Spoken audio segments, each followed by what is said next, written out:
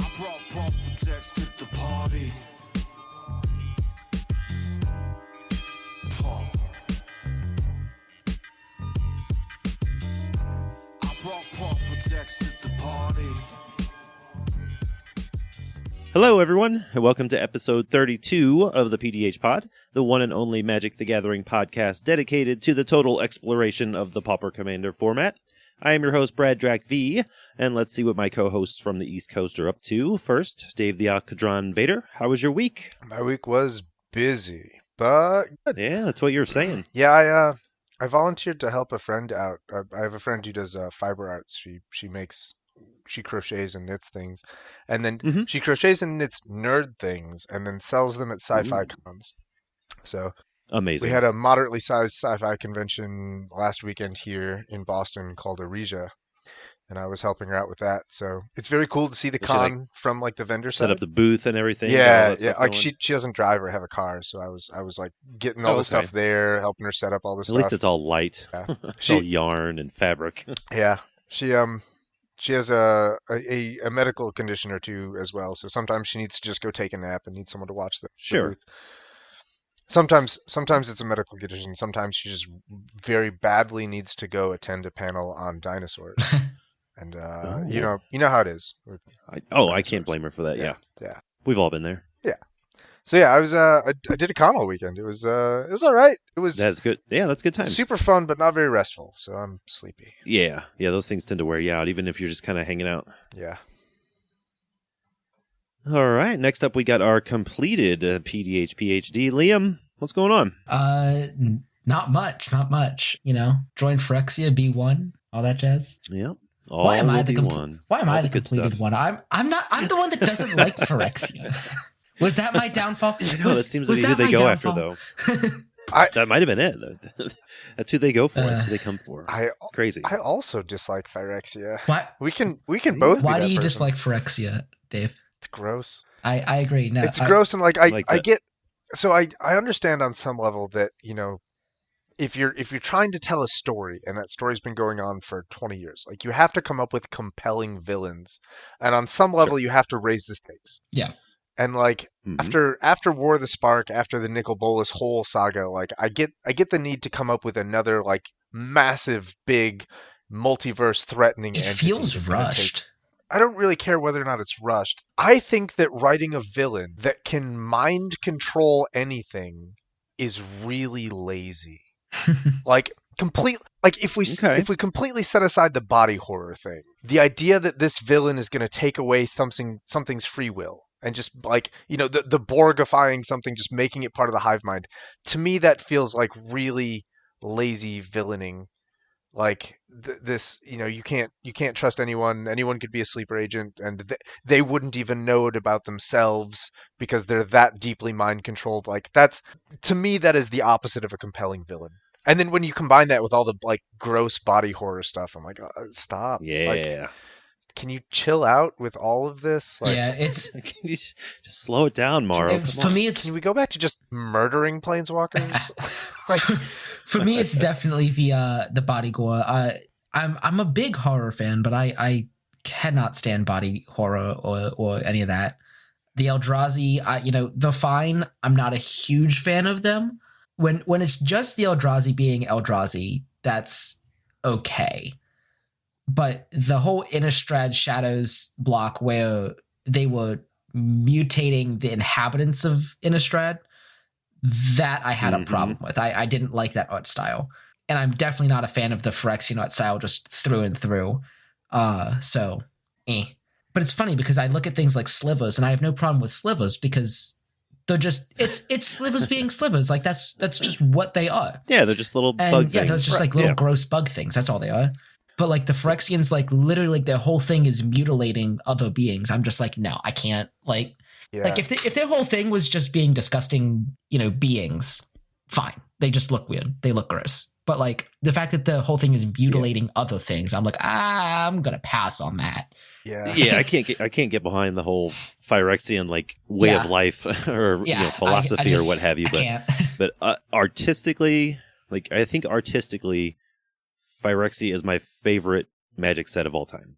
Like, I could look at Phyrexian art all day long.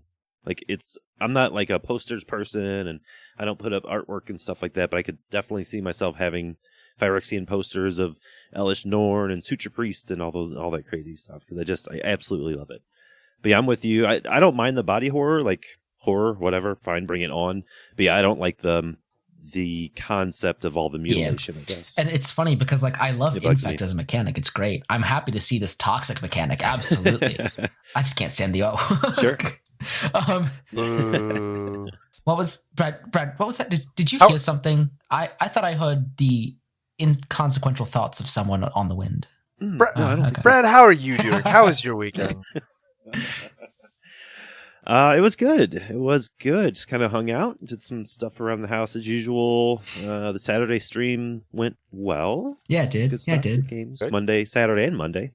Yeah, Liam was there. It's good times. Sunday, what do we do? I think we just kind of get out of the house as a family because it's been a while since we've done that. So that was good. Went and got dinner and dessert. Little family stuff on a Sunday evening, so that was nice. But outside of that, just kind of been working and thinking about Magic cards. Sometimes playing with Magic cards. Yeah. Living the dream. Yeah, that's what it's all about. Yeah, I know, living the dream. Speaking of Magic cards, we're going to move on to the main topic, but I think we got to do a little bit of housekeeping first. If you like the show, you like what you're hearing, why don't you check us out over on Patreon at patreon.com/thepdhpod. Over there, patrons get access to the pre-show, which is usually a little recording of us catching up for the week, some casual conversation. Like today, it was after editing, it's probably going to be pushing about 45 minutes, which is kind of nice.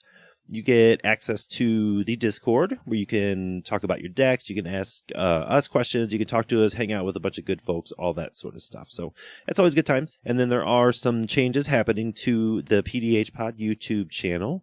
So if you haven't checked out the most recent video that Robert put up, I think he put it up about 6 hours ago, go ahead and check that out. Hear the news. It's right there at the beginning of the video, and then you can enjoy some good gameplay. It's the game I missed when I was real sick. So it's like Lobert and Pauper and Clay and Derek, I believe. So should be it's a great video. So highly competitive one, as you might suspect. So outside of that, what do you got for us, Liam? Anything interesting, horrifically toxic happened this week? So the Phyrexia All Will Be One story went up and completed, no pun intended, in the last week.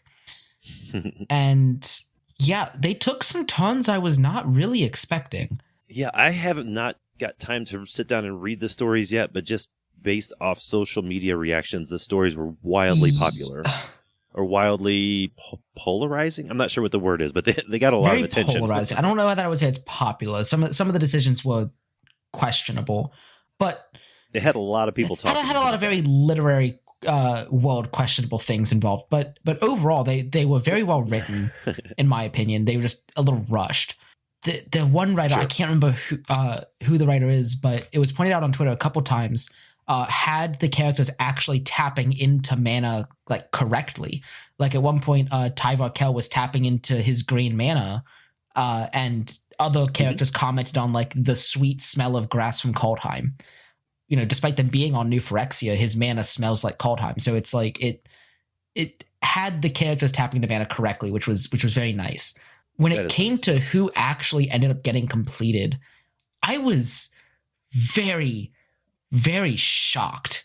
To put it lightly, all of the old characters got completed and killed off, and all of the new characters lived. Yeah. So for those who haven't read the story yet and have been trying their best to avoid hearing who got completed, you're going to want to skip about the next 2 to 3 minutes, because I'm going to spoil all of it. Yep. Go ahead and jump time. Yeah, so go ahead and take that moment to jump time. 3, 2, 1. All right, so the characters who got completed are Vraska, R.I.P. that relationship. Nissa, R.I.P. that relationship. Nahiri, which no one was sad to see go, because she had that one didn't get talked about. She had beef with Sorin and Nissa and Jace. All three of those characters are much more beloved than she is, so no one was sad to see her go. I'm trying to remember. Nahiri, Vraska, Nissa, Ajani and Tamio made their appearances again. Tybalt apparently is confirmed to be completed. It was speculated he was at the end of Kaldheim's story after his interaction with Vorinclex, but he showed up. He's not in the set, but he did show up in the story and is confirmed. Tyvar is safe. Kaito is safe. Wanderer is safe. For now. Elspeth is not in the set, but she is safe. Koth is alive and well and got to meet. Wait. Elspeth is safe from completion. That's what I'm Right, talking like- about. We're not there yet. Yeah, okay. Elspeth is safe from completion. Kaya is safe from completion. I'm trying to remember who the 10th Planeswalker is off the top of my head. That's not Jace. Vraska, Nahiri, Nissa. Who else got completed? Luca, the one that no one gives a shit about. Luca, yep. Luca got completed. Luca wasn't in the main story, so I assume he got completed in a side story somewhere. And Jace got completed, which Jace baffles me. You know, being the main character of branding for the game, it seems odd that Jace would be completed, but I'm looking forward to what that means. Maybe they find a cure, maybe they don't. Malira in the story seems to think that a lot of that when a person gets infected, there's a short window of time she has to heal them before they're gone. And before so it's permanent, sure. I'm sitting here thinking like, well, maybe these planeswalkers can regain their own consciousness and they just have mutilated bodies. Like, okay, fine. Kind of boring. Honestly, I kind of wish that, they killed these characters, they stay dead. I'm hoping is the track they go with. Same here. It was such a bold maneuver to complete all these planeswalkers that I don't really want to see it get retracted. Exactly. Even though I love a lot of these planeswalkers, I am here for it. My money's on Chandra. Chandra is going to be the new face of the game. I'd be okay with just that. Based on branding recently. I think that Chandra is going to be the new face of the game, which I'm here for. Yeah, I'm totally cool with that. I'm definitely looking forward to next set more so than I am for this set, just because I want to know what happens in the story, but I also just want to be as far away from Phyrexia as possible. You just want it over and done with. I'm just vibing out until we have the Lord of the Rings set, which I can't believe I'm looking forward to that more than I am in universe sets, but Phyrexia just ain't it. Yeah. I love me some Phyrexia. And then previews launched. Surprisingly, it's not one of my favorite sets. Yeah, previews launched. That there haven't been many comments. So that'll be coming up in a couple of weeks, I think. There haven't been many comments yet. No. But the ones that have been spoiled have been pretty gas. They've been a couple terrifying commanders spoiled as well. PDH commanders. I'm not even worried about the PDH commanders yet. I'm looking at some of these comments like experimental augury, which is just impulse with proliferate staple. Yeah. Like, why would you not just run that? Because that's like that opens up the card impulse as a huge politicking tool. Deeper? Top 3, is right? top 4. Yeah. Oh, yeah, just the card impulse three? is top 4. Yeah. Anticipate is top 3. Strategic planning is top 3. Mm-hmm. Maybe this is just anticipate. With proliferate in my head. Love me some proliferate. Yeah, this is just anticipate with proliferate. So sorry, not impulse, but still, like just anticipate with proliferate stapled on. Like if you're running anticipate on your decks, just replace it, because the proliferate, even if you're not running counters, can be a huge politic tool, and it's at no cost to you. Maybe that Flux Channeler deck I want to build will finally come to fruition now. Carnivorous Canopy, that 3-mana sorcery that destroys an artifact, enchantment, and flying that we waited on for so many years. We got it a couple years back, and now we have another one where it destroys an artifact, enchantment, or creature with flying. And if that permanent was mana value 3 or less, proliferate. Yeah, like I love proliferate. I'm not going to go over all of my picks for the set review right now, but those two will definitely be in it. And there's been a lot of other things, and I'm just like, oh, that's a good. Oh, that's a couple weeks away still. I think we can get on to tonight's main topic. What do you think? Let's do it. I'm ready. Sure can. All right. Well, we are back on our shenanigans this week as we bring you another iteration in our 3x3 deck tech series. You know how we do. We each choose an archetype and bring a representative deck, and then talk about how it relates to the archetype and how our decks accomplish all the pillars, the similarities between them, the differences, and see what sort of spreads across all 3 of them. This episode, though, will be a little bit different. Historically, our 3x3 episodes have been focused on like a board state, like Voltron, Aristocrats, Go Wide tokens, that sort of thing. Today, we wanted to shake it up by doing a 3x3 on decks that actually do like other stuff. And by other stuff, we went ahead and picked Spellslinger decks, which I'm a pretty big fan of. What does a Spellslinger deck mean here? Well, lots of decks want to cast a lot of spells. But for us, we decided that Spellslinger decks want to have turn cycles in which they're casting a metric bunch, probably 4, 5, 6, 7 spells per turn, and there are plenty of payoffs and incentives to do so. Before we get into those decks, as usual, we've broken down the idea of Spellslinger decks into a few different pillars. Dave, what do you think about telling us some of those pillars? I would love to tell you about the pillars. Longtime listeners will know that one of the pillars that we talk about every time we do a 3x3 is pillar number 3, how to not run out of gas and keep your hand full into the late game so that you can continue playing spells and impacting the game. This is probably the most quintessential pillar for a Spellslinger deck. If your goal is to be casting 4+ spells a turn cycle, and the game is only letting you draw 1 card a turn cycle, you have to make up the difference somehow. You sure do. Your deck has to be packed with things that are going to keep your hand full despite you churning through all these spells so fast. So, pillar 3 is our first pillar. Don't worry about the numbers. Trust me, I'm a mathematician. Just Don't worry about 3 comes first, and that's all there is to it. After pillar 3, we're going to talk about pillar number 1. Perfect. Pillar number 1 to the spell slinging deck is going to be, what are the actual payoffs for casting 4-ish spells a turn cycle? What is your commander going to give you? What is your deck going to give you? Obviously, if you cast 4 spells, you get 4 spells. Like you get the impact of whatever Not those too 4 bad, spells sure. do. It's pretty good. But like, what else happens? What is your incentive to be casting 4 spells in the same turn? In a vacuum, casting 4 spells generally doesn't advance the game much. You need something.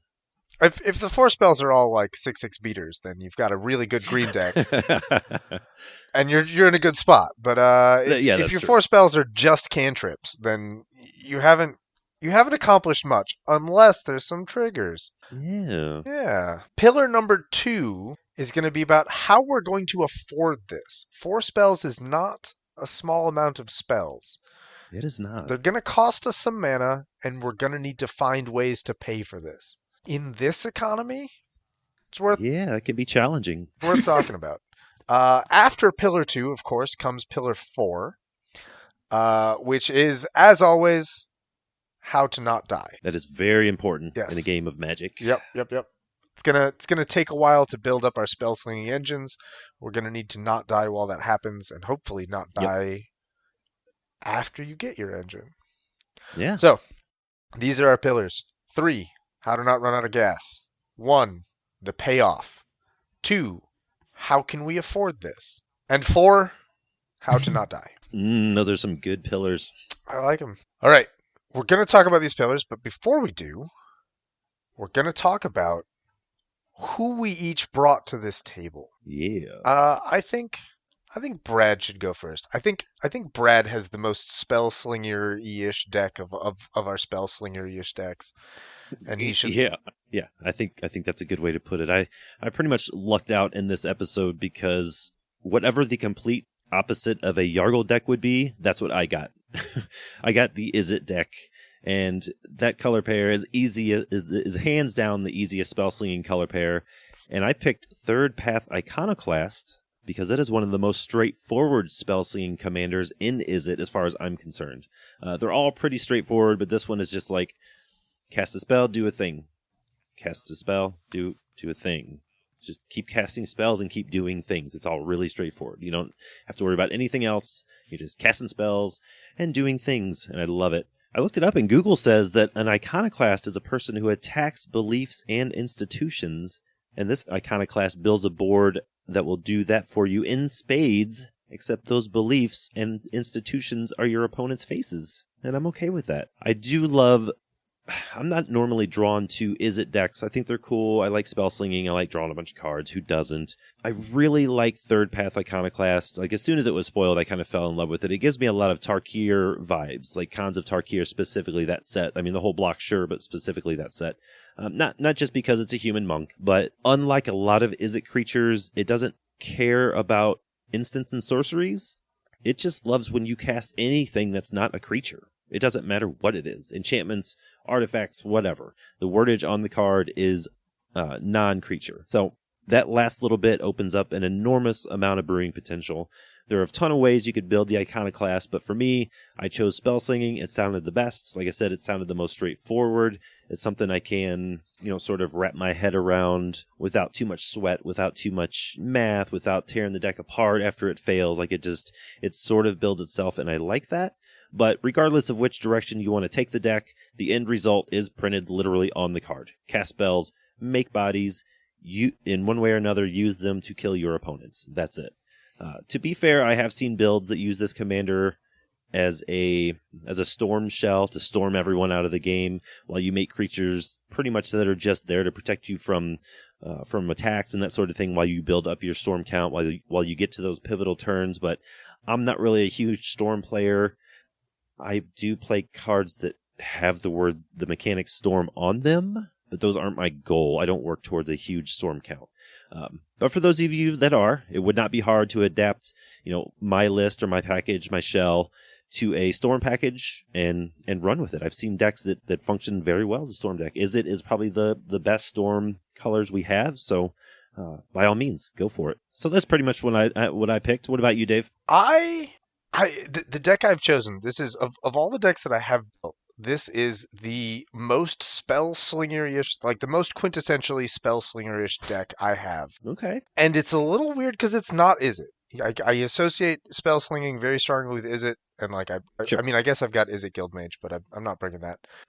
This is an Orzhov deck, and it's the Orzhov deck using the Kaldheim Angel Furia, which I practiced the pronunciation of for minutes in the pre-show. This is Furia, Judge of Valor. She's a 5-mana white-black 2/4 flyer with lifelink, and whenever you cast your second spell each turn, look at the top 3 cards of your library, put 1 into your hand and the rest into your graveyard. Which is... Seems good. That effect is the same as a card called Strategic Planning, which is a blue 2-mana instant. You look at the top 3, 1 into your hand, 2 into your graveyard, and that opens up a lot of possibilities. It's gonna keep your hand full for you a little bit with its, every second spell you put a card into your hand. It's also gonna keep your graveyard really full, because it's putting, every time this triggers, it bins 2 cards for you. Yeah, and that is a very cool, very interesting approach to spell slinging. I think it's one that a lot of people don't explore as much as they should. Yeah, I've had an enormous amount of fun with it. So yeah, it's ideally you want to, it's a little different from the Wii Dragonauts deck where you want to cast 8 spells on your turn and then murk a guy. Sure. You want to be casting 2 spells on your turn, and then hopefully 2 spells on Brad's turn. And if you have a really good hand right then, 2 spells on Liam's turn as well. So you're still getting that, 4-ish spells per turn cycle, but you want to keep it at 2 per turn so that you can spread it out and really maximize that. That is my spell slinging deck. Very, very archetypical, I think, of the spell slinging thing. So I want to hear now about the Yargle deck.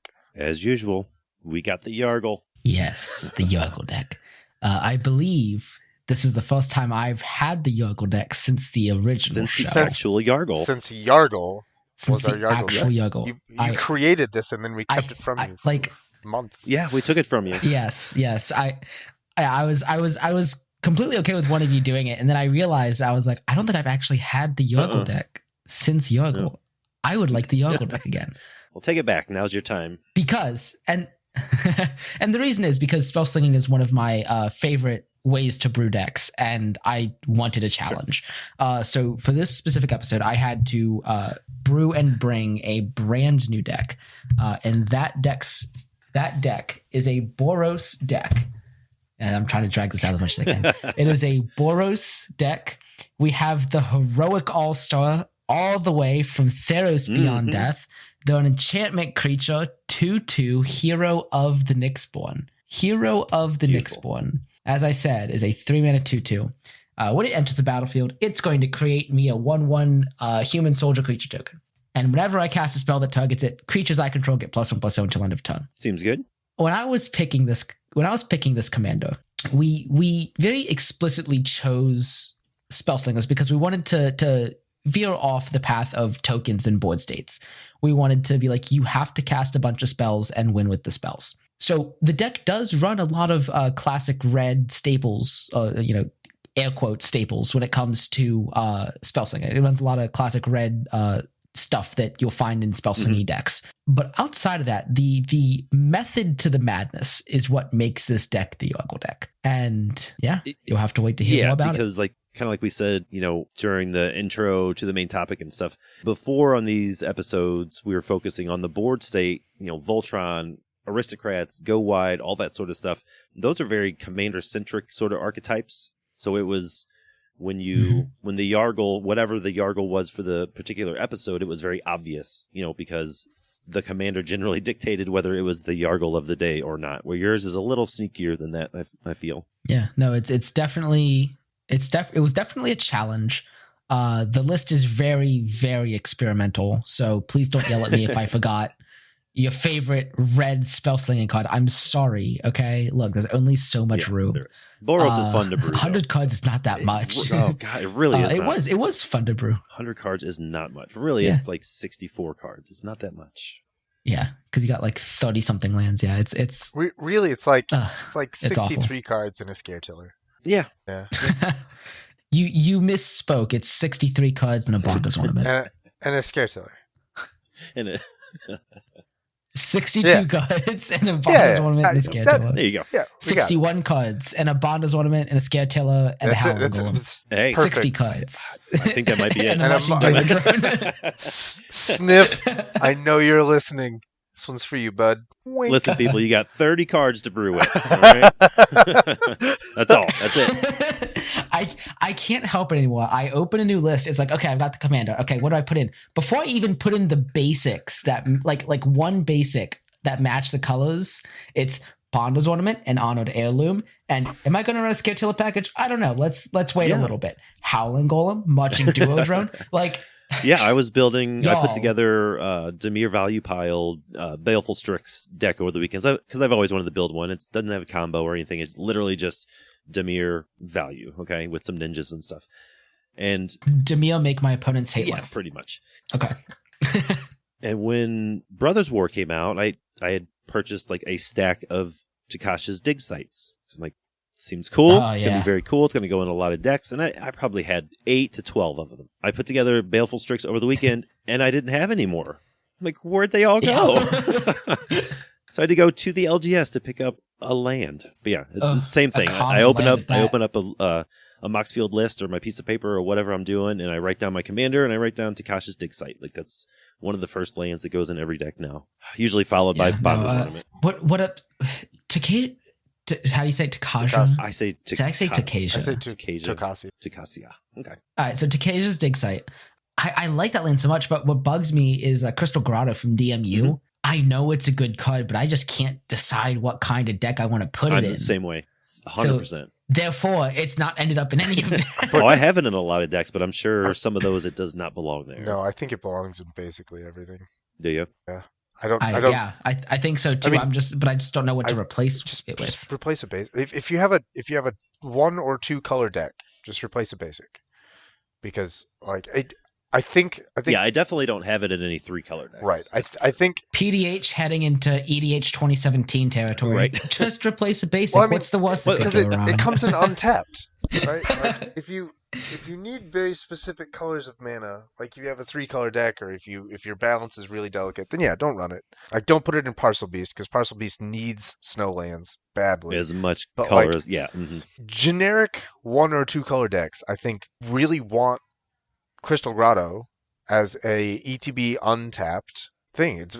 That's what your basics are. They're untapped, and your basics are untapped colored. This is untapped but scries. I think it just goes in for basic. That's it. Yeah, my basics give me this thing called colored mana. Well, and outside of don't replace all of your basics. Outside of a few maybe CPDH competitive decks, I can't see a situation where Crystal Grotto would completely throw off your game plan if you had that turn 1 instead of your forest or whatever. You know what I'm saying? Yeah. It's not that big of a speed bump, I don't think. Yeah, I don't think or it's an obstacle or whatever you want to call it. even if you badly need the colored mana, like it's not like it doesn't give it to you. It just gives it to you at a price. So Yeah, like exactly. if you're, if you put it in your 2-color deck and you have your hand with it and you're like missing blue, like you can squeeze blue out of it if you need it. And it'll scry you Mhm. towards the island. So yeah, I think it goes in many, many things. Perfect. But I think the Okay. I think the mana base / mana rock episode is coming up shortly. But what do we think? Yes. Back to the spell slingers. I think we're starting off here with what do we say? Pillar 3 is actually the first pillar, correct? Yes. Yep. All right. Well, I'll take it here. I'll just go from here. Mine's easy. Mine's spell slinger by nature, so mine'll be quick. But as I mentioned in my deck introduction, it is a deck, and those are literally the best colors for keeping your hand full, because this is the how to keep that tank full pillar. So old school players might refer to a deck like this as a Xerox deck, which is basically just a pile of cards loaded with cheap cantrips that keep the ball rolling. We can break all that down here in a little bit. My card advantage comes from both card selection and then just straight up card draw. You need to spend the first couple turns sculpting your hand for after Iconoclast hits the board, it's going to be an instant lightning rod. Everyone knows what he does. Everyone knows it can get out of hand. So they're going to be looking to remove it. So you want to have your hand ready to cast a bunch of spells as soon as it hits the board or protect it one way or the other. So, but then, cards like Preordain, Sleight of Hand, Ponder, they're great during any point in the game, but they are especially powerful in the early turns to sculpt that hand, to bring up those protection spells, to bring up those counter spells, that sort of thing. I don't recommend dropping Iconoclast on turn 2. I've done that before, and then you just end up with a 4-mana Izzet Commander, because you don't get to do much because it's dead. You just spent all your mana to cast it.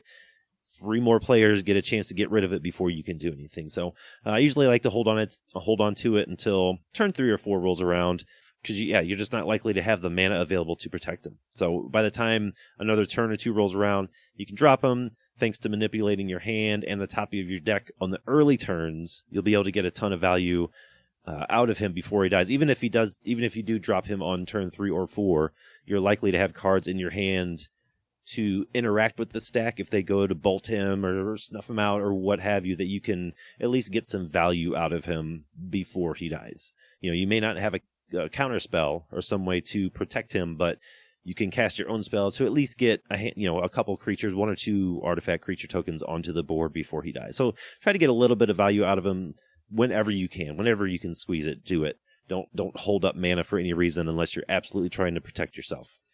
Impulse here, the card Impulse, it puts in a lot of heavy lifting in the deck.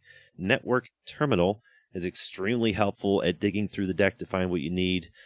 Now, outside of those early 1-drop draw spells, the deck is loaded with card advantage that you can just deploy it whenever you draw it. There's not like a specific suite of cards or a specific package of non-creature spells that you need to be like, okay, this is my turn 8 to turn 12 play, or this is my, 5 cards I want to play when I'm behind in life total. Like, there's no, I guess you could build it that way, but it doesn't have to be. You don't have to get that deep with it. You just, once you have your flow set up and you got some protection spells and you're cranking out some creatures, just go to town. That's what this Izzet spell slinging deck is all about. Just start cranking out spells, cranking out creatures, that sort of thing.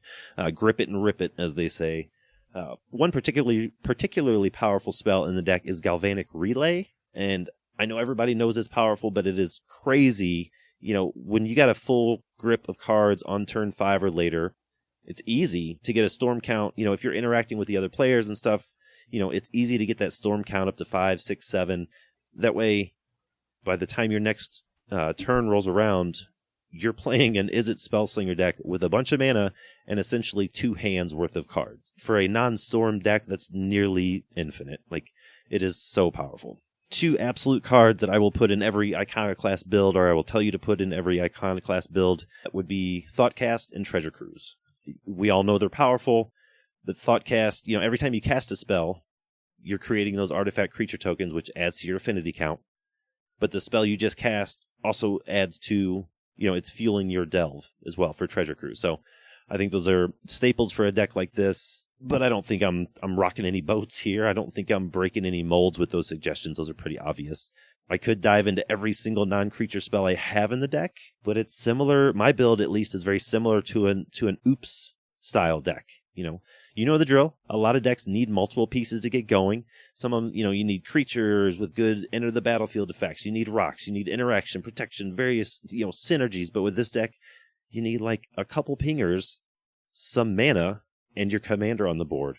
And that's it. Like, he does the rest of the work for you as long as you can cast spells. You're not trying to set up this crazy jigsaw puzzle board state to accomplish what you're trying to do. It's literally, oh, my commander's alive, and I have 3 spells and 4 mana. Cool, I just made an entire board of creatures. That's all you're trying to do, and it's amazing. So I will wrap it up there, and I think let's pass it on to Yargle. How are you filling that tank and keeping it full? Yeah. So this is a Boros deck. I don't know if any of you have ever tried to build a Boros deck. Oh, yeah. But one of the things that always comes up is card draw. And conveniently, that's what this pillow is about, right? Is keeping our hand full so we can be slinging all the spells. That gets a little tricky. So yeah, that color pair is not the most forgiving when it comes to card draw. It's not even remotely. We rely heavily on the Scaretiller package. Okay? Yeah, we really do. It's not even funny. I was trying to put it in a nice, quirky little way, but it's not even funny. We're running the Scaretiller package. We've beaten this horse to death and brought it back and beat it to death again. So I'm not going to go over it too terribly much. But we use the Scaretiller package to safely discard lands to our red draw spells because white draw spells don't exist. Yeah. So we have a lot of the red draw spells that are like discard a card, draw 2, discard 2 cards, draw 3. And we want to be able to make sure we can discard things like lands. So we run a hefty amount of lands, and we also run that selection of cards. We do have a couple things like Bonder's Ornament and Lantern of Revealing, just to help with the top of the deck and just making sure our hand is always full. In addition to this, some of our spells do cantrip just to eke out advantage. Like if there were 2 or 3 versions of a spell and one of them cantripped, that was the version I picked, even if it was a mana or 2 hands more. Down. Mm-hmm. Just because it's Boros. Just because it's Boros. So yeah.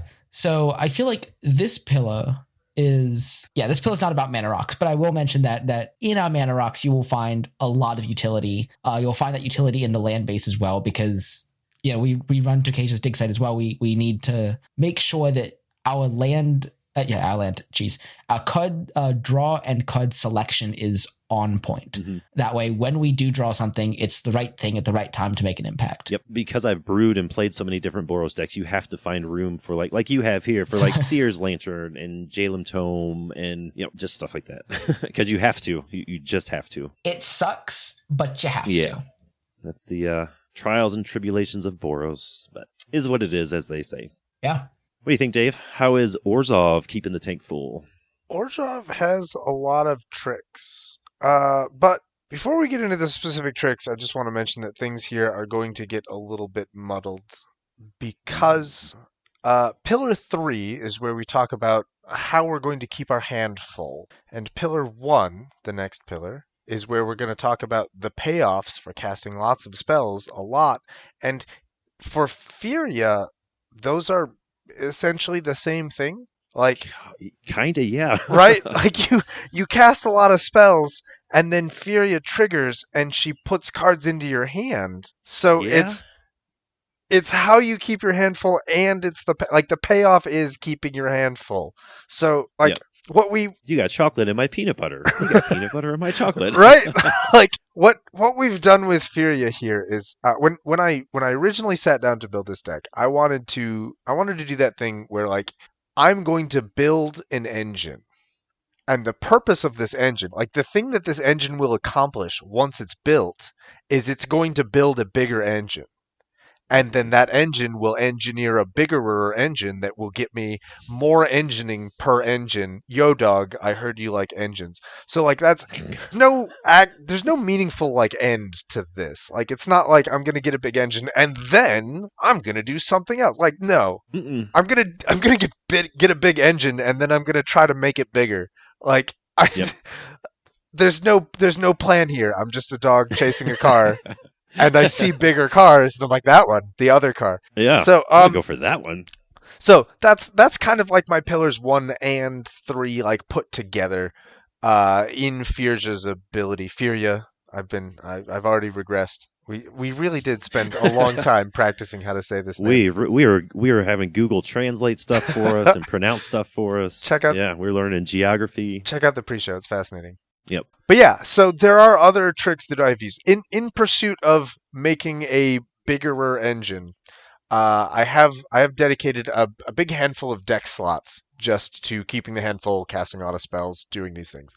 The first really big one I want to mention is Flashback and Escape. Largely because Furia is going to be putting, in addition to putting cards in her hand, she's also going to be putting a lot of cards into our graveyard. Mhm. And if I can cast those without spending a resource from my hand, like even if they don't do anything, I kind of don't care whether or not they function. I just need them to be castable because that will trigger Furia and that will help me build a bigger engine. So things like Crippling Fatigue is very good because the flashback cost is dirt cheap. It costs nothing. Chainer's Edict flashes back for 7, so it's not really in the deck. Homestead Courage is a very, very small spell. It's a little baby spell. It does very little. Homestead Courage is a single white mana to put a +1/+1 counter on something and give it vigilance until end of turn.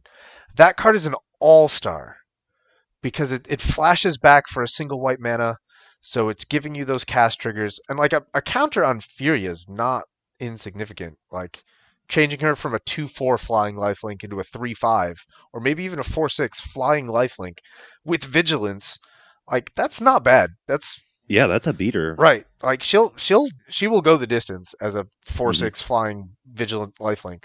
It's kind of a lot. So yeah, like Homestead Courage, which flashes back for 1, Sentinel's Eyes escapes for 1. These are the cards that you're going to use to just be constantly triggering Furia, constantly be doing things, engaging with the game. Even if the engagement isn't much, you're getting those Furia triggers, you're building a bigger engine. Yeah. Other ways that I'm going to get 2 uses out of a single spell, things that rebound, like Survival Cache. Not only does it rebound, but it puts a card into your hand. So it's like White Divination, which is honestly And one thing that I was kind of thinking about when you were just going over how like Homestead Courage is nice and cheap and easy to cast, that is specifically important because Furia cares about your second spell each turn. Yeah. That's something I always kind of glossed over when reading the rules text, but that's obviously very significant because it's part of the rules text. But yeah, you want cheap spells because you need to hit that second spell every turn. Right. And like if you want the really big engine, it's got to be 2 spells on your turn and then 2 spells on someone else's turn.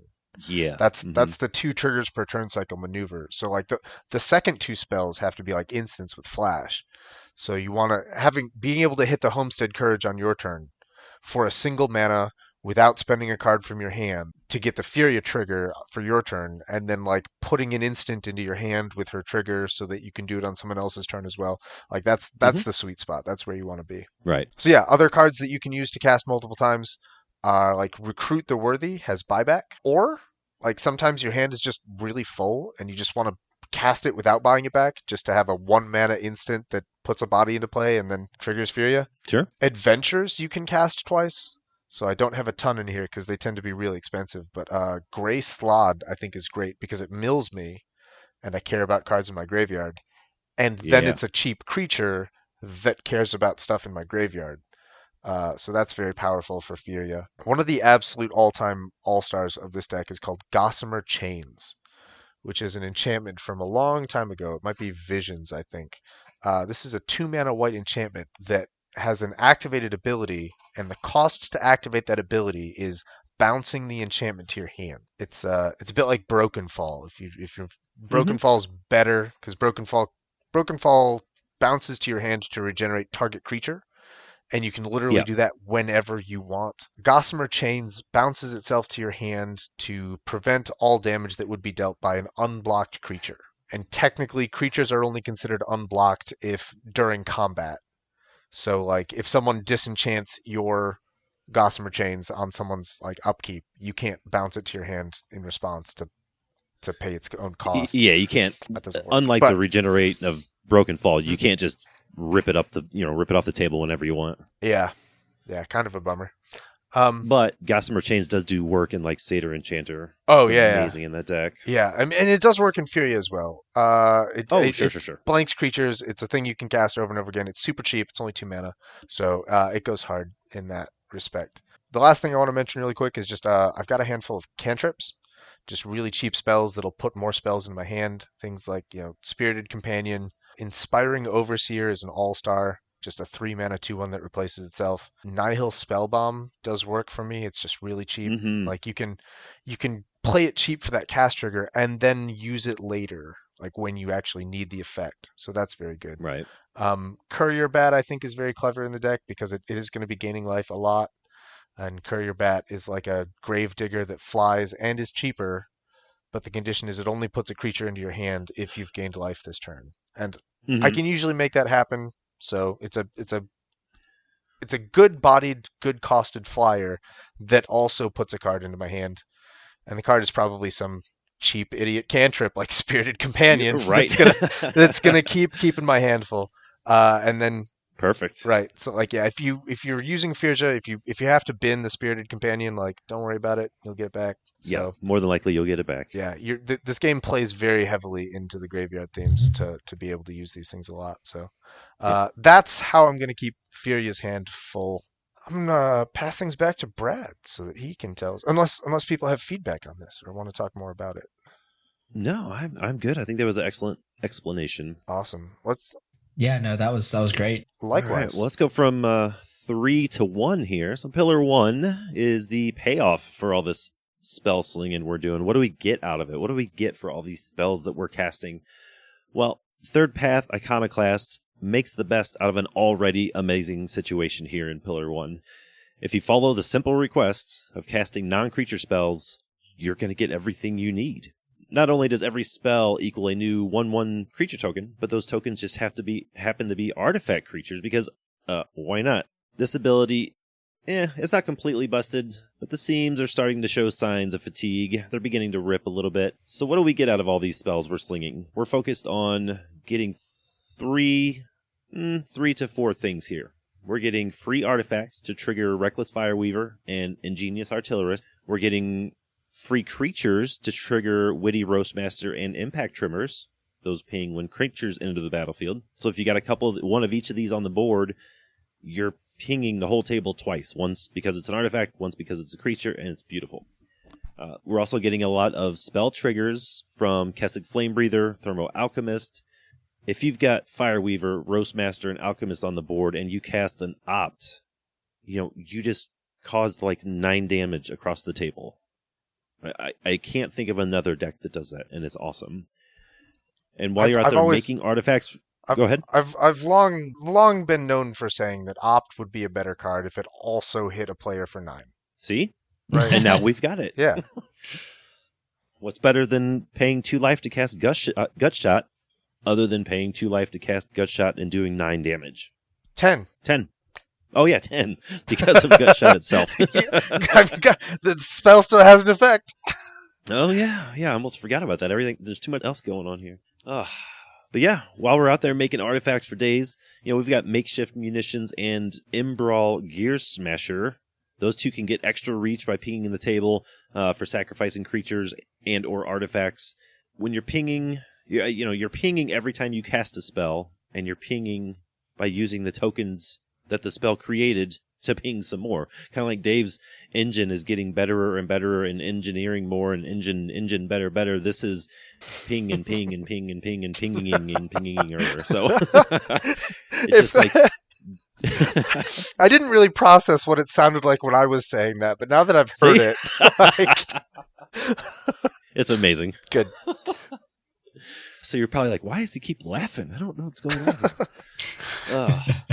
But yeah, on top of that, I still like combat. I still like combat damage. So I have sprinkled in a couple creatures that sort of had pseudo prowess. I guess you could add literal prowess creatures into the deck. But I went with like Spellgorger Weird and Burning Prophet, mainly because Spellgorger Weird, that +1/+1 counter is permanent. And with Burning Prophet, you get some very good card selection. You get to scry 1 every time you cast a non-creature or instant sorcery. It gets +1/+0. all that good stuff. So these, between the Weird and the Prophet, they can both get pretty chunky and allow you to sort of dig to what you want, honestly. I think a lot of people underrate Burning Prophet's ability, and it's even if you don't attack with it, being able to scry 3 times in a turn is massive in a deck like this. So turns out to be very good. Prophet is an absolute all-star in Circara. Yeah, I bet it is. That's amazing. I tried to make it work for a long time in 60-card Pauper, but it's just a little too slow. But at this point, every non-creature spell I'm casting basically says, do the thing, make a body, ping the board for 2 or 3 or 4 or 9. I think Liam can even attest to the fact that we went to my upkeep. Everybody was at single-digit lives. It was me, Liam, and Wales left. Brad was at you were 7 or 8 life. You would not survive another turn cycle. No, I had to do it right then and there. You had to kill us. Yep. And was it Wales that was left? Yep, it was you and Wales. Yeah. So Wales and I both had less than 5 life.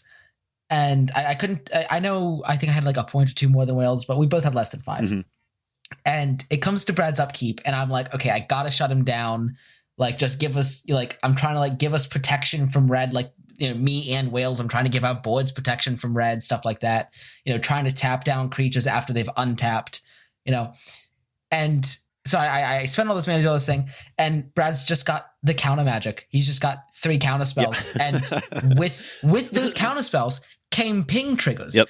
Those ping triggers killed us in Brad's upkeep. Yep, it was amazing. Love to see it. Because of Galvanic Relay, I was able the turn prior, the storm count got to 7 or 8. And I hit that with Galvanic Relay, and it put 3 counter spells into exile that I could just use. Yeah, and I believe Brad's exact words were counter spells, and in my head I was like, counter spells. Yeah. When I exiled, I'm like, I can't do anything with that. Except win the game, apparently. It was crazy. Yeah, we went, and then after the whole stack resolved, stack emptied out, we went to my turn, and Liam was at 1. He's like, are you going to cast a spell? I guess I'm dead. Are you going to do the one thing your deck was built to do, the Brad? one thing. So. But yeah, that's the kind of silly stuff you can do. And it, that was a game where I was 2 land drops behind everybody. Wales hit the whole, and there were 2 board wipes. Yeah, 2 board wipes behind, 2 lands behind, and I still managed to pull it out. So that's the kind of crazy stuff you can do with Iconoclast. And it wasn't even close. No, I was really surprised.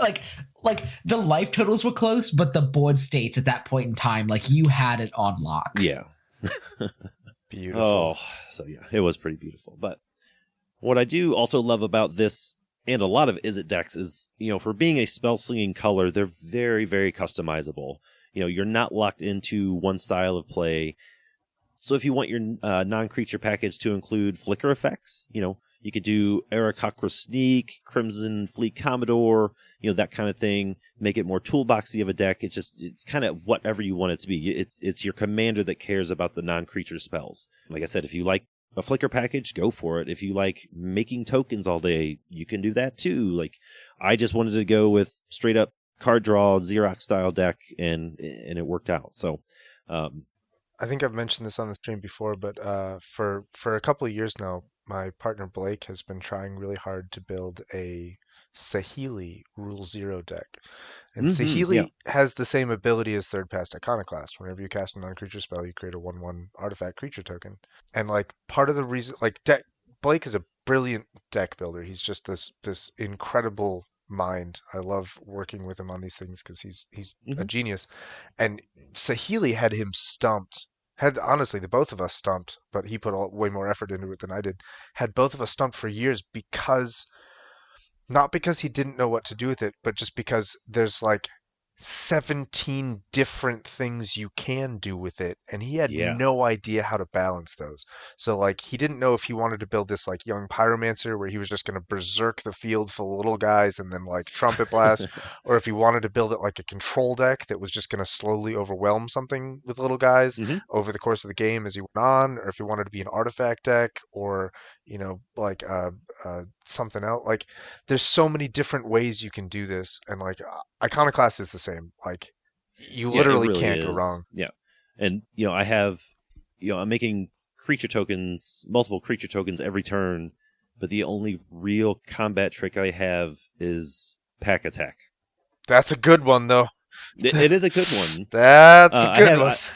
I have Fist of Flame, but it only targets one creature. But because I decided that, sure, I may have 10 creatures, I don't want to win with this deck through combat like that. Like, I just want to be ripping cards off the top of the deck every turn, on everybody's turn, all game long. And that's what it ended up being. Yeah, you can Xerox things pretty good. Turns out when Young Pyromancer has blue, and you can just like windmill slam. It's real good. You can just windmill slam your Preordains and your Portents and your Ponders and your Serum Visions. Like, makes a pretty good Young Pyromancer deck. Yeah. All right. How does the Yargle pay off for spell slinging? What do you get out of it, Liam? Spell slinging, this deck is, as I was mentioning earlier, it's running a couple of the red cards that are very common for a spell slinger deck to run, in particular Firebrand Archer and Casting Flame Breather. I believe Brad mentioned both of them. They are just generically good spell slinger cards that should be in every red deck spell slinging deck. You know, we've also snuck in Student of Ojutai. This one is whenever you cast a non-creature spell, gain 2 life. This one is just for a little bit of life gain, but it's also to further separate ours and our opponent's life totals. One of the problems that spell slinger decks have is they don't run a lot of creatures, which means they tend to be the subject of a lot of attackers just because incidental attacks. And so life gain is relevant. But also with Firebrand Archer and Casting Flame Breather, you're not really blocking with them a whole ton. Sometimes a little bit, but not a lot. And they lower your opponent's life totals, which separates yours. But you can also go the other way and you yourself can gain life, which also separates your life totals a bit. Right. So putting some padding there kind of helps with that combat bit. But the real payoff of the deck here is Hero of the Nyxborn. If you looked at the deck list, which will be in the show notes, you'll see that a lot of our spells all target one, maybe 2 things. And a lot of protection-based spells. There are a lot of, give Hero the Nyxborn protection from a color, just in case he's trying to be removed. But there's also a lot of flicker and blink effects in the deck. The point of that is because it gets you the heroic trigger for targeting Hero, but it also gives you an enters the battlefield trigger for his tokens. So the real strategy of this deck is, and how it wins by slinging spells, is accruing incidental value over the course of a game through creating tokens through these spell slinger cards, and eventually getting to a point where you can just alpha swing your opponents. And yeah, so Hero becomes really important. We want to have an answer in hand at all times. We want to protect him. We want to flicker him. So a lot of our spells kind of do that. They flicker him. They protect him. They might protect the whole board. Just that kind of stuff. There is some removal, which we'll get to later in Pillar 4, but there's not as much as a spell slinger deck does tend to run just incidentally. Right, and I really like your flicker protection spells in here because A, like you were saying, it protects him, but B, it gives you that ETB, it gives you that extra creature token, and it's a spell that targeted him. So you kind of did all 3 in one. You hit him with that Ephemerate or whatever, and you just got all 3 abilities at one time. So I like that quite a bit. All right, Dave. What do you think? Does Orzhov get some good payoffs for your graveyard spell slinging? Yeah, so let's talk about Pillar 3. This is how we're going to keep our hand full to be able to keep spell slinging. No, we've already done that. It's the same We've pillar. already done that. Furia, It's the same thing. Furia does this. I'm not gonna say all that again. Furia rewards you for casting spells by giving you more spells to cast, which is great. There is a way off this ride. This engine that builds a bigger engine. There is an end in sight, and that end is called Extort. We're in white and black. We have access to all 6 of the Extort creatures at common, and we just run all of them because that's the only meaningful win condition this deck has. Sure. If we're going to be casting 4 spells a turn cycle, then let's just drain everyone for 4 life and gain 12. Yeah. Let's do that. Or 8 and 24 if we have 2 Extort creatures out. Whatever you want. However much you can afford, just do that. That is very Orzhov of you. Yeah. Whatever you can afford is So- your life. Furia was the second Orzhov deck I built. The first one that I had for many, many years before Furia even existed was Vizkopa Guildmage, which has that ability where when wow. you gain life, you drain everyone else. And I was like, man, I'm really excited to have an Orzhov deck that's different from the Vizkopa one. And Blake looked at me and he goes, is it different? And I was like, yeah, it wins by, oh man, Oh crap! it's Yep. the same deck. Like, Yep. Yeah, that's pretty much why I stopped at 3 Orzhov PDH decks because they just ended up being the same. One's maybe a little more aristocratic than the others. They're identical. But they're all extort, they're all gain drain, they're all graveyard stuff. I eventually took Vizkopa Guildmage apart because it's the exact same deck, and Fierce is just so much more interesting. So Sure. But yeah, I've got a lot of extort. I'm gonna do the life drain thing. The thing that pairs really well with extort is there's a couple of creatures, Blight Priest of Malakir and Epicure of Blood. These are the guys that are going to trigger anytime you gain life. They're going to make everyone else lose an extra life. So Marauding Blight Priest. Marauding Bright. Did I did that wrong? The other one is the party one that comes in and drains them for your party members. I was right about Which is also the Blight awesome. Priest part. Yes. Yeah. So a Blight Priest and an Epicure. These are going to effectively double the rate at which you're extorting people. And they also trigger anytime Furia deals damage, anytime when you play your Inspiring Overseer and you draw a card and gain a life, they'll get you. They'll trigger then. That's really it for like the actual like spell slinging payoff. It's basically just Furia and extort. But then if you dig deeper into the life draining thing, I've got Gary. For reasons. I'm not proud of it, but I don't regret it. I've got Gary, and I mentioned earlier that one of the ways that I'm going to keep my hand full is triggering Furia with spells that cast themselves twice, like things that have rebound, like Ephemerate. So I do Ephemerate. have. It's funny that you mentioned Ephemerate right after Gary. Isn't it weird? right? I am not proud of this, but I don't regret it. I regret nothing. Gary and Ephemerate. No, I wouldn't either. Orzhov regrets nothing. That's my spell slinging payoff. I love it. Seems suspicious. I'm an unabashed Gary Ephemerate stan. I am not. I'm actually very ashamed of it. But like, you have to. You have to in the Furia deck. Yeah, you do. You do. All right, I think that wraps up the second pillar, which was pillar 1. How about we go on to pillar 2, which is the third pillar today? Yeah, I want to hear about pillar 2. Yeah. All right. So all this stuff, we're doing all this stuff. We're casting spells. We're extorting people. We're doing all this craziness. We're flickering our Boros Commander. But how can we actually afford to do this? How are we paying for all these spells? Where is this mana coming from? Well, isn't known for producing a ton of mana. I see what I did there. I see what you did there. Now I regret decisions. That was bad. Was it? This color pair is not known for producing a lot of mana in a single turn. That's usually what Temur or Gruul does because they have access to like Manamorphose, Mana Dorks, yada yada yada. However, because Iconoclast cares about everything that isn't a creature, we're able to kind of use that to our advantage and load up on mana rocks and some the red rituals to give us that little extra boost. I've got some of what you'd expect to see in here: Commander Sphere, Decanter of Endless Water, that sort of thing. What helps a lot, especially since my commander is so deliciously cheap, is Everflowing Chalice. That commander tax is really going to start to rack up. So if you can get 2 or 3 counters on Everflowing Chalice, it becomes a lot more easy to cast him, a lot more easy to swallow. Plus, the Chalice also helps if you're going to get into big mana spells like Fireball, Disintegrate, that sort of thing. It'll even help pay for a Galvanic Relay early in the game if you think you can handle it. I love that if you're desperate, you can just cast Chalice for 0 for like 4 triggers. You could just get triggers and pain. Like you could theoretically, you could win the game for casting a Chalice with no counters on it. Yeah. Just a 0 mana, just do nothing. Chalice to trigger Reckless Fireweaver and Iconoclast.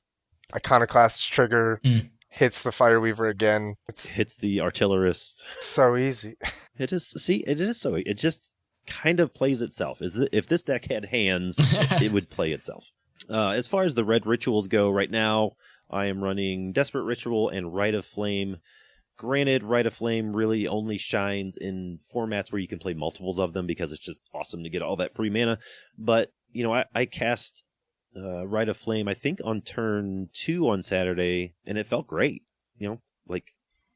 Free mana is free mana, and I was able to do some stuff with it. Granted, it's never going to get out of control because there's only one of them in the deck, but it feels good, gives you a little extra boost when you need it. Another thing that's going to help afford all these spells is Goblin Electromancer. It really helps a bunch. You've got to put yourself in a position to use this mana reduction a couple times to feel like you got some value out of it, because just like the Commander, just like Iconoclast, it is not going to live very long. It's one of those seemingly innocuous creatures that comes down and people are like, oh, okay, Electromancer, that's fine. It's just a little, he's probably not going to attack with it. What am I worried about? And then you get 2 or 3 spells off and they're like, oh, we need to deal with that. And then it's dead. So you need to be in a position where you can get 2, 3, 4 spells at a discount off of it before it dies. Just like the Commander. Try to get as many spells off of it before it's removed as you possibly can, basically. Overall, though, this deck wants to win fast. It can withstand a sweeper if necessary, but it's looking to close things out before turn 10. It's just looking to ping people to death, go wide to death, whatever you want to do. That is asking a lot of the deck as a whole, but it's not asking a lot of our mana because everything is so cheap. And with that being the case, we just don't need a lot of ramp. This deck, assuming your draws are good, assuming your scries are good, assuming you can hold on to a counter spell or 2 or a dive down, Mizium Skin, what have you, this deck can function and win off 6 mana. Like Liam and I were just talking about, I missed 2 complete land drops. I never did catch those back up, and I still ended up pulling the game out. It can happen because it's so fast. I still don't know what happened. I don't either. I didn't even know I won until, some people, they play a game and they're like, oh yeah, my deck just turned a corner and I won.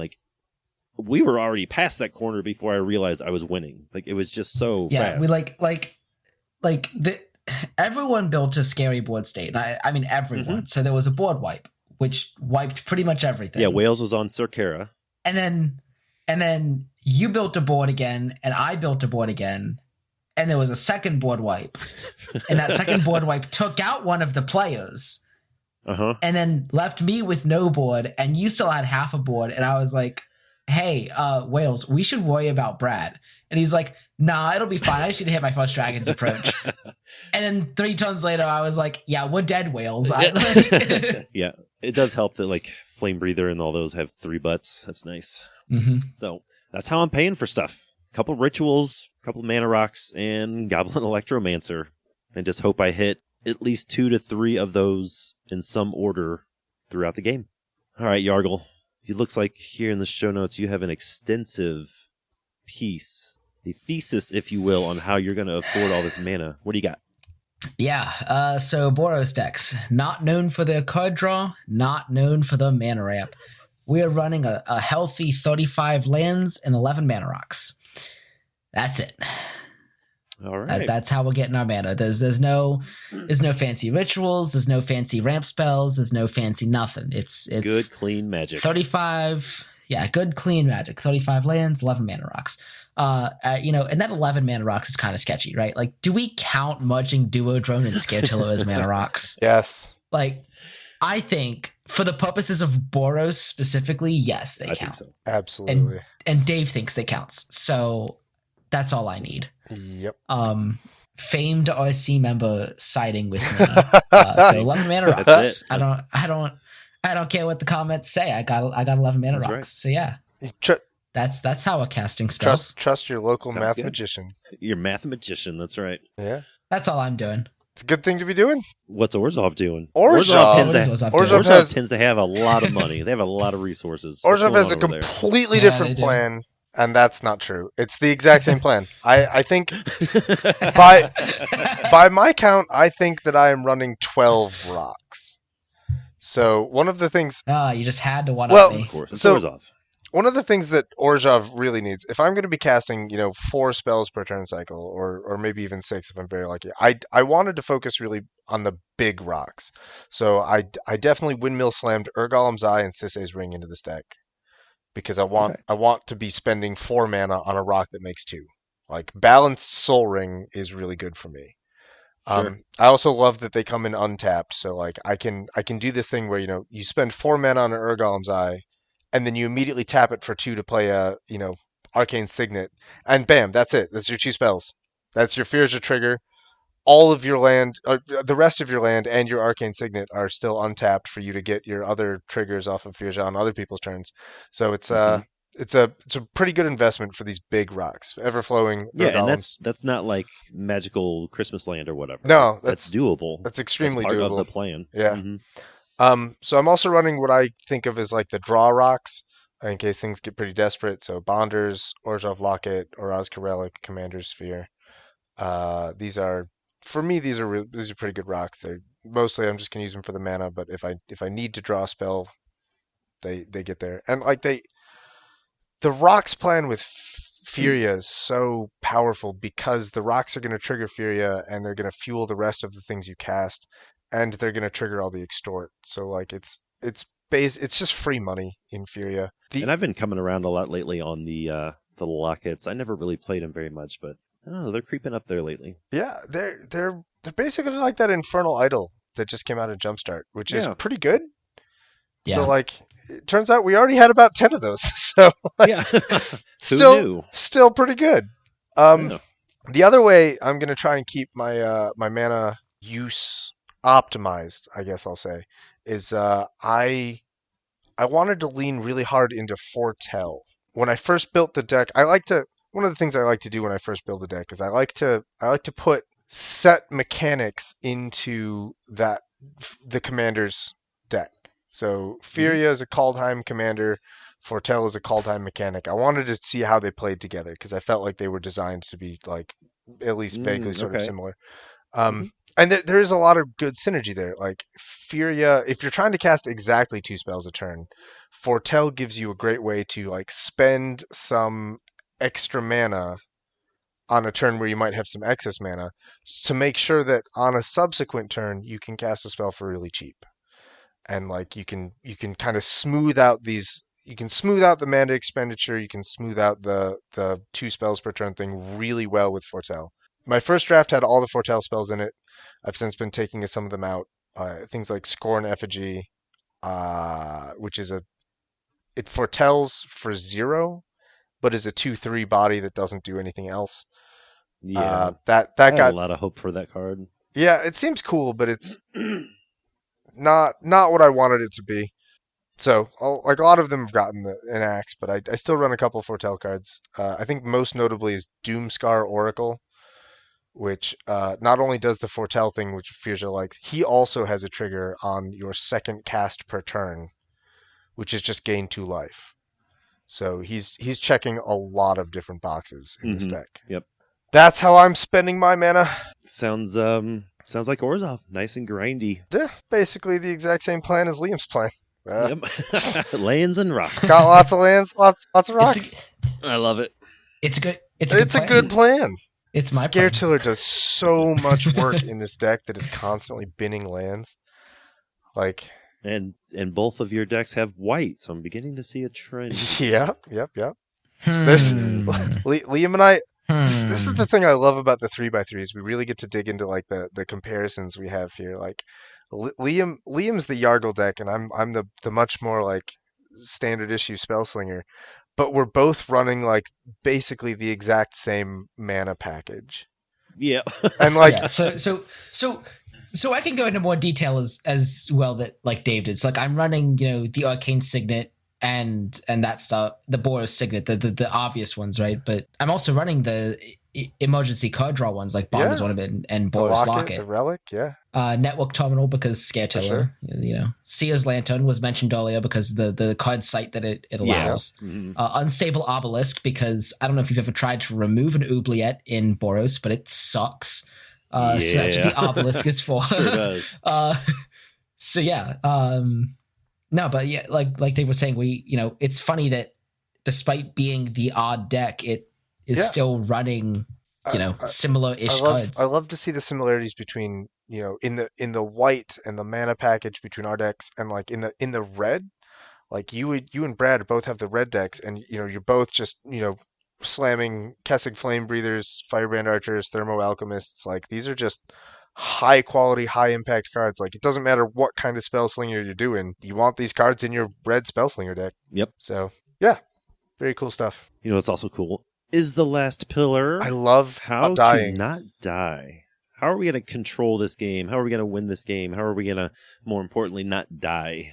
That's what our decks are trying to do. But you know what? Is it? That's what I got. And besides casting spells, do you know what Is It also does really, really well? It counters spells really, really well. Stack interaction is huge in this deck, but thankfully, you only need it at very specific points in the game. So we're not going to we don't need a ton of counter magic, because we're just not that type of deck. We're not even like a Scred, tempo deck. We're literally just a Xerox deck that's just jamming spells. So don't go overboard with the counter spells. Don't go overboard with the interaction, that sort of thing. Just a few helpful pieces that I found will go a long, long way are Arcane Denial, Dream Fracture, which is kind of the more fair Arcane Denial, Keep Safe, and Confound, which I never played Confound before, but I wanted one more a piece of counter magic that drew me a card, and this was it. It's basically a colorless and a blue counter target spell that targets one or more creatures, and you draw a card. That's it. I put it in the deck because it says draw a card and counter target spell. I didn't even care what the cost That's all was, you so need. Put it in there. I have found that you don't really need more than 1 to 5 pieces of counter magic total, because any more than that, and you're just going to be sitting there with these dead cards in your hand. And one thing that will kill you faster than your opponents is sitting there doing nothing with a deck that's supposed to be doing multiple somethings every single turn.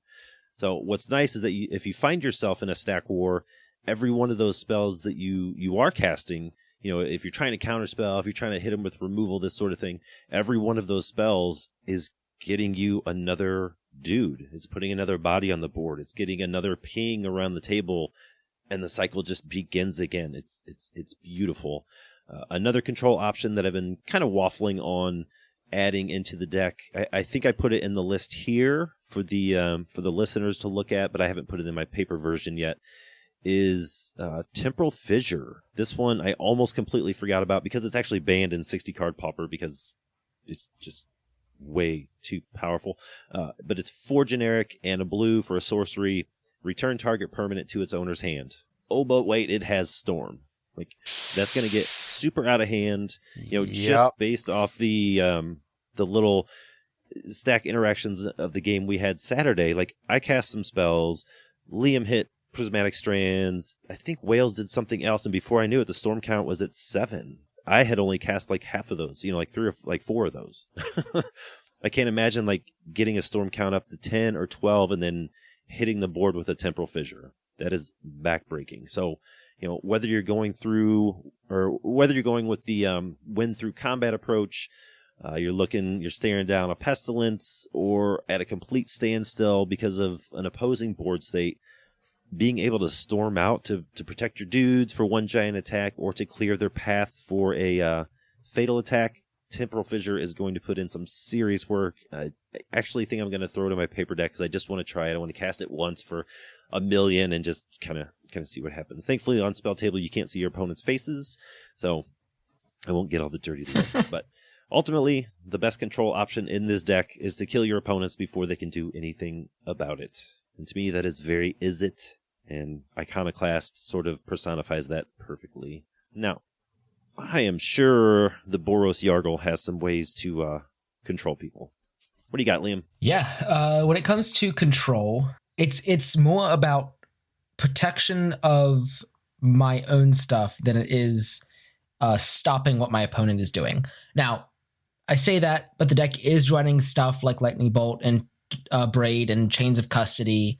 It's got Leave No Trace in the deck, which is hilarious. Yes, this deck is running all of the Radiance cards. Amazing.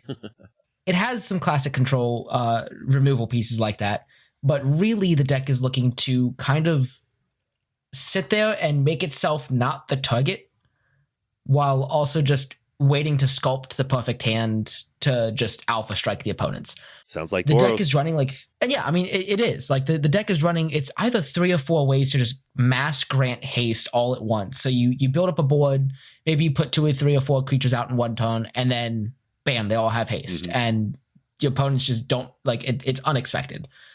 So Life Gain with Suture Priest and Student of Ojutai is there. We're running Witty Roastmaster and Impact Tremors because we are making tokens, and that is relevant damage we don't want to just be leaving on the table. Right. But in addition, those things draw removal away from some of our other more key pieces. Like those things will draw out of our opponent's hands because they're like, oh, that's the scary thing. When in reality, we're not infinite comboing. Like we're not a combo deck. Those things are they're just accruing value. But because of the stigma that comes with them, Exactly. we're okay. We're okay if Impact Tremors gets removed because it means our Chain of Custody or our what's the other one? Our Tavern Brawler, which is the actual thing that's giving us the most value, isn't being removed. We are running. For a minute, I was really confused about the idea of Impact Tremors and enchantment drawing removal away from your commander, and I was like, "What removal are you expecting? Like O-rings?" And I was like, "No, your commander's also an enchantment. Like that's extremely fair. Yeah. Your commander gets naturalized, so if Oof, if that the- would feel bad. if the Impact Tremors eats the naturalized, then that's one less naturalized for your commander to eat. So Yeah. no, good call. If at any point you're looking at this deck list and you're like, why is he running like 8 blink spells? Because my command is an enchantment and it's going to get hit by incidental stuff. Yeah, all the time. it will too. Or someone's going to be like, oh, this naturalized just kills his commander. Hey, look at me. Poke it. Yeah. Yeah. And it's just like, yeah, we need to protect the commander at all costs. So I can only imagine the commander being targeted in a single game no more than 8 or 9 times, but Right. here's to hoping, right? That's what the rocks are for. Cast them for 13. That's what the rocks are for. Yeah. Oh. Yeah. I mean, the commander starts at 3, so it's not terrible. But it's definitely not something we want to be casting for like 7 or 9. So Sure. no, we're hoping that some of these stuff draws some hate away. We've got Dawn Charm, which is just great all around, honestly, for this deck. Yeah, that card so puts yeah. in a lot of work sometimes. Oh, it does. It's funny because it puts in a ton of work for certain decks, and then the other decks it's in, it's just like, yeah, it's okay. Yeah, it's fine. It's a cut if I need a random Yeah. cut, but it's okay. Mm-hmm. Yep. And it's just like, But- but in this deck in particular, it's putting in every mode is putting in work. Yeah, so, for sure. Yeah. All right. Well, That's this deck. we got one left. We know it's the Orzhov. What are you doing, Dave? Orzhov, I think, is known for controlling. So how are you going to not die? So, some of the control I'm going to run to make sure I don't die is extremely familiar to everyone because it's called Pestilence and Crypt Rats. And Gasp. right. And Overwhelming How Remorse, dare I you. think, is the new one from Brothers War. I think with Furia just dumping stuff into a graveyard constantly, I think Overwhelming Remorse is always just going to be a single black mana exile a creature, which is nuts at instant speed. Huge. I've got a small suite of removal that is much less ubiquitous, but much more suited to what the deck really wants to do. So I mentioned Crippling Fatigue is a sorcery, gives a creature -2/-2, and flashes back for 2 mana and 3 life. That's what we really want to be doing with our flashback spells. Mogus's Favor is an aura that gives +2/-1 and has Escape. That's some of the very cool, like, repeatable removal we want to do to get lots of casts going on. Yep. I wanted to add a small chunk of removal that I thought was really flavorful, with Furia being the angelic judge of valor. So she's running around determining whether all of these dead mortals go to, Valheim or, Valhalla or, whatever the afterlife for heroes or the afterlife for cowards, basically. So I put in, Angelic Purge. Not a great card, but a very versatile card. It's a sorcery that exiles, like, I think a permanent, but you have to sacrifice a permanent to do it. And Afterlife is a white instant that will destroy a creature, but leave behind a 1/1 spirit token for them. So having Furia send someone to the afterlife, I thought was really poetic. So Yeah, I like that. yeah. So I wanted to have some removal that was like very flavorfully on point. as well as some removal that was powerful and some removal that was mechanically on point. I got a good mix of them all three. Yeah, I think so. The other part of my don't die plan is there's a lot of incidental life gain in the deck between the Extort and the Doomscar Oracle and the life link on Furia and the life gain on Inspiring Overseer or Priest of Ancient Lore. Like, there's a lot of just ways that you're going to be gaining a lot of life. So that's going to help us not die. I mentioned before Homestead Courage and Sentinel's Eyes. They will make your flying life linking 2/4 bigger and give her vigilance. And like, how are you going to profitably attack into an untapped 3/5 life linker? Like, You can't. You're gonna like. I feel like this is one of those decks that when you're playing against it and you look up at the spell table screen or whatever, and you're just like, how are you still at 42 life? right. Like, you gotta. Ugh. If you send both of your 4/4s, I'll block one and gain 3, and I'll take 4 from the other. Like, your 2 4/4s will deal me 1 damage. Yeah, you just wasted basically that whole combat step. That's if I don't have Gossamer Chains. Like, I will just completely ignore one of your creatures every turn cycle with Gossamer Chains. So bring it on. The deck is weirdly, vaguely sort of Pillow Fort-ish. Gossamer Chains goes hard. I've got, Prismatic Strands. I mentioned I really want cards that flash back for cheap. Prismatic Strands flashes back for free and is basically a fog.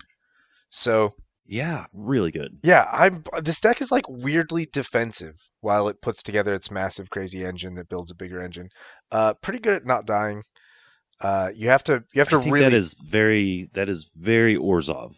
Yeah. Like, you just said it's very protective while it puts together its engine. I think that sums up Orzhov to a T in my eyes. And I really love the way that it does it. Like, this is one of the most interesting decks for me to play because some of our other guests in the past, I think maybe Derek is the one that first brought this to my attention. Where he says he's, maybe I'm misremembering the person. Someone said that they were really into like the tactile elements of Magic. Maybe that was Brad. Now that I'm thinking about it, like you're very into the tactile elements, the drawing the cards, the tapping the things, the moving pieces around, doing things. Mm-hmm. This deck does a lot. Like you're moving stuff out of your graveyard into your graveyard. You're choosing cards from your deck. You're putting some in your hand, some in your graveyard. Yeah, you're escaping stuff. You're putting on enchantments and auras and always doing things. You're constantly making decisions. You are involved in every part of the game on everyone's turn. And you're defensive and building an engine and draining people out and working towards the finisher, which I will pretend here is, attacking with a couple creatures or a Crypt Rats, but we all know that it's Gary and Ephemerate. yeah. But yeah, it's a very cool Orzhov deck. I think you're doing things constantly, and you're doing very Orzhov flavored things in a way that's very very much so Spellslinger-ish. So super fun. Yes. I enjoy Speaking it a lot. of that, I was looking at your lists. Speaking of moving pieces and touching stuff and playing with the cards and stuff, like you have, just for example, you have 13 artifacts, and only 2 of them, Sisei's Ring and Golem's Eye, only those 2 don't do anything but tap for mana. All the other ones you can sacrifice to get a basic land or draw a card or gain some life or what have you, Bonder's Ornament, that sort of thing. So I think that's what you're talking about is anytime you do something, you have other options to do as well. It's not just you're not just stuck with the text on the card, if you will. Yeah, tons of options with everything, and you're constantly making choices about what goes into your hand and what goes into your graveyard. Yeah, right. Just lots of. It's a very cognitive deck. You have to be thinking about everything a lot. But if you're into thinking about everything and constantly making decisions, then it's an extremely entertaining deck. It will. Yeah, seems like a nice little puzzle. All right, well, I think that puts a close on Pillar 4. There's some good decks this week, fellas. I liked it. Yeah. But yeah, we are running a little long this week, but that's okay. It was a good episode. We do have one listener question, though, courtesy of North Dakota via the PDH Pod Discord server. Do you have any decks that you built and played for 1 to 2 games and immediately realized you didn't like the deck after all? What went wrong with the deck? What do you think, Liam? You want to start us off? Yeah, I'll start us off. So this actually applies to my very, very first PDH deck when I first got into the format. I had pirate captains Breeches and Malcolm. Perhaps the worst pair of pirate captains you've ever heard of, but you've heard of them. Yeah, this deck was all about flavor. It was right after Commander Legends 1 came out. I was really hyped on building these guys as commons, getting a bunch of common pirates in there, leaned very, very, very heavy into the pirate theme. Being my first PDH deck, it was very laughable. It did not have nearly enough mana because I was coming from EDH. It did not have nearly enough removal because I was coming from EDH. It did not have nearly enough interaction at all. I think I was running like 40 creatures. Damn. So I, brought my I brought my happy self over to the PDH home base Discord server, dropped in the deck help, very happy, and was like, "Yeah, what do y'all think of this? What are your recommendations?" They And probably if you had were to some go choice back, words. if you were to go back through that, I had to actually go back right when we were at the very start of this episode when we were doing the conversation and see who ripped the deck apart, because it was a couple people, but two who stick out, Pauper and Sniff. Nice. Oh, they ripped me apart. Sure. They ripped the deck apart. They were like, take this out, put this in, take this out, put this in. Here's why. Da da da. Like, it was like a 3-hour conversation. And at the end of it, it wasn't either of them. It was someone else. But at the end of it, they're like, why don't you just build Malcolm Kedis? And I was like, yeah, why don't I just build Malcolm Kedis? Yeah, why not? So while Malcolm and Breeches might have been my first brew, Malcolm Kedis was my first actual paper deck. Malcolm and Breeches didn't even make it out of theory crafting. And that is the only PDH deck I can say that about. All of my other PDH decks have at least made it out of theory crafting and into paper at least once. Sure. This is the only deck that didn't. Didn't even not have its sea legs. It didn't have any legs. It was that bad. Yeah, it was pretty awful. Yeah, I don't even have the list anymore. And I'm glad I don't, because I remember it being so bad. Oof. Nice. Yeah. So that was that deck. How about you, Brad? How was your deck? What would you consider to be a deck that you did not like after 1 or 2 games? Well, everybody knows about my torrid relationship with Saravox, so I will not rehash that one. But that does qualify as an answer to this question. One of the more I actually don't know what you don't like about Saravox. I just know you don't like just horrendous. Like It's a trap. Oh, that's right. It doesn't work. it Never really- works. Yeah, it doesn't work, and it makes you a target. So you're losing while not being Yeah. able to do anything. Yeah. Gotcha. But second, though, I was reminded of this card recently, Tormented Hero. I still love the creature, but it never worked the way I wanted it to. I think I gave it 3 games, and every single game went the exact same way. I was able to trigger it 4 times, and then I died. Like, that's just how it ended up going every time. So I took it apart.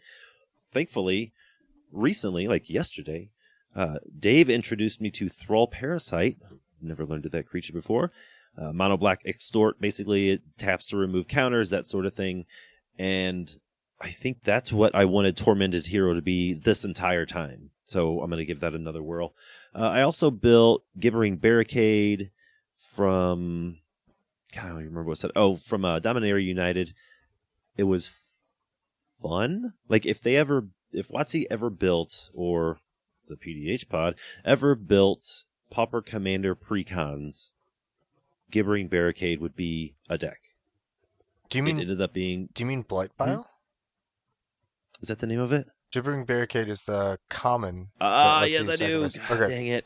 Blight Pile is Yep, the one Blight that drains Pile. everyone? My bad. Blight Okay, Pile. I'm just upset that both of you are calling this thing Gibbering Barricade when it's Gibbering Barricade. Gibbering. It's I'm not not- even gibbering. I'm Yes, not Blight here to Pile. pronounce words. Colorless and a black for a 3/3 with Defender. Pay some mana, tap it. Each opponent loses X life, where X is the number of creatures you control with Defender. I feel like this would be the perfect Pauper Commander precon deck. So it was fun to play, but it was only fun to play once. So I took it apart. I'm glad to hear you say that, because I absolutely would have built Blight Pile if I had not, like 2 months earlier, just built Catapult. So Catapult Fodder. Okay. There's a card. There's a very similar black card from one of the Strahd sets that flips into something that lets you sacrifice a creature to make someone lose life equal to its toughness. And Oh, it's this yeah, mono yeah, black yeah, thing yeah. that I just filled with like big meaty walls. And so like when Blight Pile came out, I was like, oh, that'd be cool. No, I already built that deck. It'd be the exact same thing. So I Yeah. didn't. But I'm now I don't have to because you've told me that it's vaguely disappointing. It was fun. It was functional, but it just wasn't.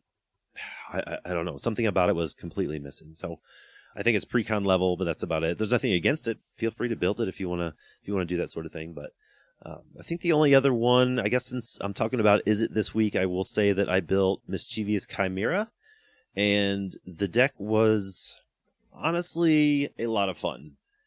It just wasn't the sort of is it deck that I was looking for. Iconoclast, Third Path Iconoclast is way. I think this is the is it deck I'm looking for. Like, I just want to rip through my deck. If I end up losing, that's fine. I sleeved up. I took the time to sleeve up 100 cards. I want to see as many of them as possible. Mhm. I want to just burn through my deck. Yeah. And Mischievous Chimera isn't really like that. It's just sort of a pinger, hoping you can cast spells on your opponent's turn sort of thing. And it can be good. Wait. I've played against a good deck, I'm- a good Chimera deck. But what do you got? I'm confused, Brad. You said you took the time to sleeve up cards? Yeah, I don't understand what that means. All my cards, every Well, deck, all the Does time. not does not compute. So silky smooth. Silky smooth like cardboard, right? It's not coming through. I'm not. Yeah. That's it. Like cardboard that's been, scraped across, blacktop. Yeah. Matte finish. Yeah, that's it. Yeah. It's almost like leather. It's been tapped and untapped so many times. But yeah, Mischievous Chimera lasted about 3 games before I realized it's good. It's got all good spells. It's just not really what I want to be doing. So, what do you got, Yeah. Dave? What have you played and taken apart, sadly? Or maybe You, not sadly. Have you ever heard the tragedy of Darth, Lay, and Lore Weaver, the Wise? I have not. It's not a story that the tryhards would tell you. So I'm gonna take you back in time a little bit. Let us in our mind's eye. Let us rewind the clocks. 3 years, 4 years. When did Battlebond come out? Don't answer that. I don't want to talk about it. Rewind the clocks a few years in your minds to a place in time before CPDH existed. Okay. I think this was around the time that Crash joined the server, and like people were starting in the very beginning stages of starting to talk about maybe playing competitive games sometime in the distant future. It wasn't a thing. It was a glimmer in someone's eye. This was not a part of the meta. I saw the partner commanders from Battlebond, and I thought, this is a really cool mechanic. These are legal commanders. I'm going to build partner commanders in a game of Magic. And I was looking at there's 5 different partner options, one for each enemy colored pair. And I looked at Lore and Layweaver, and I said to myself, this is going to make a fantastic group hug deck. Because Lore Weaver can untap my opponent's lands. If they're behind on mana, if they're missing land drops, I can give them mana. I can help them out. And the other one, it says target player. You can if someone's behind on cards, I can give them cards. So I built this Lay and Lore Weaver deck. This group hug Lay and Lore Weaver deck with I put in all the the words of wisdom. You draw 2 and everyone else draws 1. I put in Vision Skeins, each player draws 2. I put in, all the parlay cards, all of the each player gets to do a thing cards, like Soaring Show Off, each player draws a card. I put in all these group hug things, and I was excited to play this group hug deck, and I was like, I guess I'll throw in Galvanic Alchemist and whatever, Freed from the Real, because maybe I need an out to win a game. This deck comboed on accident on like turn 6 every time I played it. I never group hugged anyone, and it was so awkward because I'm sitting there with like Layweaver, Lore Weaver are online, they're in play. I draw Galvanic Alchemist, and I'm sitting there, it's like turn 7 or whatever, and I'm like, okay, so I guess I could play the Alchemist and then win, and then the game is over, and I haven't done anything that I wanted to do with this deck. Right. Or I could just pretend like I don't have the win con in my hand and like let people play this this sham of a game. Like, I can't just end it at instant speed whenever I want. Like, every time I played it, it just felt bad. Like, I wasn't group hugging. I was just comboing out. Like, I accidentally found combos that I didn't even mean to put in the deck. I would just draw a card and be weird. like, it was like, whoops, Pester might combo. Like, it wasn't like some people, like I take apart decks because it didn't do what I wanted it to do. You're the opposite in that you're taking apart the deck because it didn't do what you wanted it to do, but it did it in a way that it was making you win. Like, I accidentally built competitive Ley and Lore Weavers when I was trying to build stupid idiot group hug Ley and Lore Weavers. Like, I thought I was building a Pals deck, and I built the competitive deck, and I was when you said you built them group hug, I was over here laughing because I was like, nothing about those reads. I was trying, they like, read man, combo. I put Oasis in the deck. I was gonna prevent damage to people's creatures. I put Forge of Heroes into this deck. I was gonna give other people's commanders counters. All of those Battle Bond partner pairs are messed up. They are messed up. All of them. Every rarity. All of them are messed up. So I abandoned Ley and Lore Weavers pretty abruptly. Understood. Other decks that have survived a bit longer than those. Spellheart Chimera I built when it came out in 2013 or whatever. I thought it would be cute to have this Oops All Spells deck because there were literally no permanents in the entire deck except for lands. Spellheart Chimera.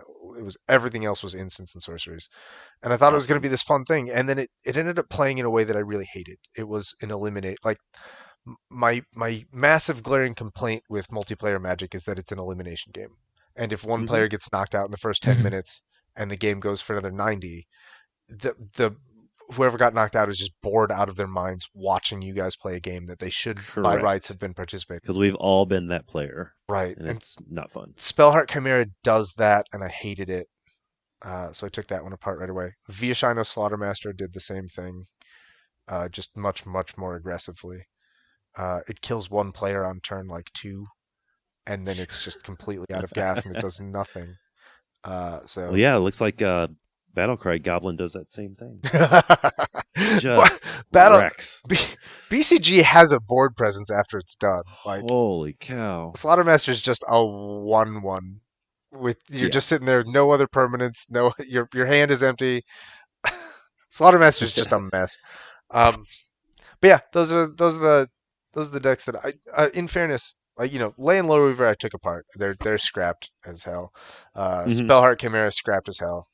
Viashino Slaughtermaster, I didn't scrap it. I just donated it in perpetuity to the pals because Eric loves that deck, and I would break his entire heart if I took it apart. But I can just give it away, and then we're both happy. I don't have a Slaughtermaster deck. Now everybody's happy. So that's kind of group huggish. Yeah, the Laughter Master.